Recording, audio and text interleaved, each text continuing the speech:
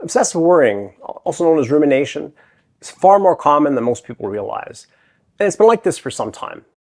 A 1994 study by Dr. Frank Tallis found that 38% of people struggle with chronic worrying.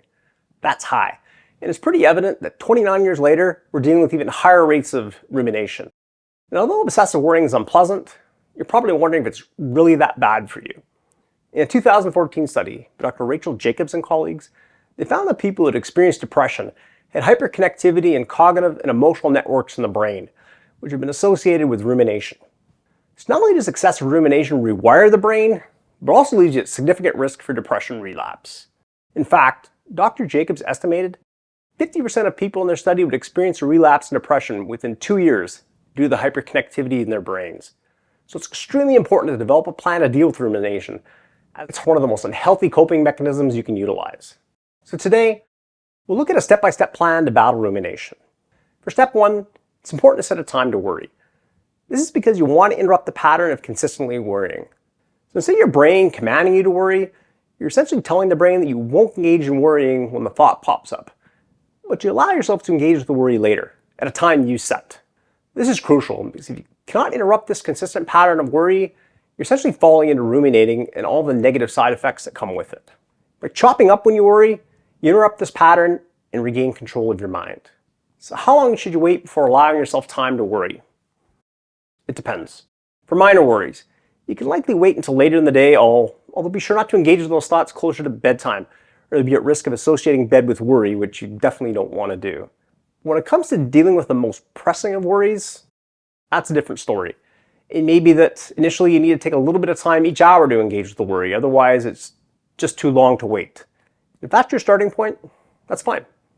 You can always stretch it out gradually over time, but at least you're starting to interfere with that pattern of consistently engaging with the worry.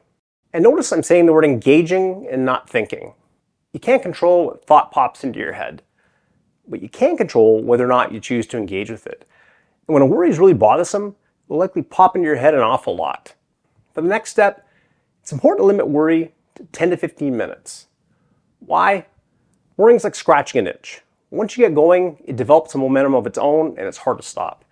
When you worry for longer periods, there's a tendency to catastrophize, which means worrying about the problem in a way makes it seem worse than it is. So the goal is to restrict worry to a short period of time to help avoid both ruminating and catastrophizing. For the third step, examining evidence when you're worrying is important. The last thing you want to do is set aside 10 minutes a day, possibly several times a day, just to scare yourself with worry. So a better approach would be to write down or type in your phone whatever it is you're worrying about, as well as the answer to 2 questions that can help you decide how to handle this worry. First, you want to ask, what's the evidence for the worry being true or mostly true? Second, what's the evidence for the worry being false or mostly false? If the evidence for the worry is mostly false, take time to review the evidence about why that's the case.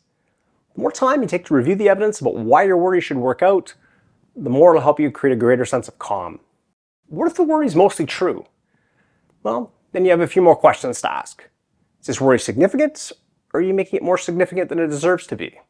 What is the % chance that this worry will happen? If the worry does occur, are you equipped to handle it as things are currently? And if you are, great. Write down how you'll handle it. And if not, write down a contingency plan for how you'd handle it if you needed to. And when it's time to worry in the future, review your plan to reassure your mind that you'll be able to deal with things if your worries ever come to pass. For the fourth step, it's important to have a plan to transition from worry. As I mentioned earlier, once you start worrying, it's hard to stop. So it's important to have a plan to transition from worrying so you can successfully change the channel in your mind. But before doing so, set your next time to worry, or a better way to phrase it would be to set your next time to successfully manage this thought. And now that you're ready to stop worrying, you need something interesting to focus on, or essentially you're just going to go right back to worrying.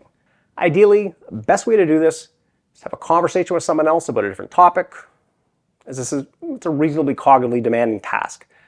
If no one's available to talk to, I encourage you to do something cognitively demanding, such as playing a game on your phone, or at the very least, finding an interesting task to do that will help to grab your focus. And for our fifth and final step, you need a plan if you're still tempted to worry before your pre-planned time. Inevitably, thoughts of worry are going to jump back into your mind, and it's tempting to return to worrying. When this happens, Remind yourself that you can't control what automatically pops into your head, but you can control what you choose to engage with. So remind yourself that you already have a set time to handle this. Unless something highly impactful pops into your head that you can do right away to help change that situation, your goal is to delay worry and refocus on whatever task you're doing. So I encourage you to try these 5 steps to help reduce obsessive worrying. If you need help implementing the steps, don't hesitate to contact us at Sullivan Associates Clinical Psychology. If you enjoyed this video, like it, share it, subscribe to the channel. Thank you for watching.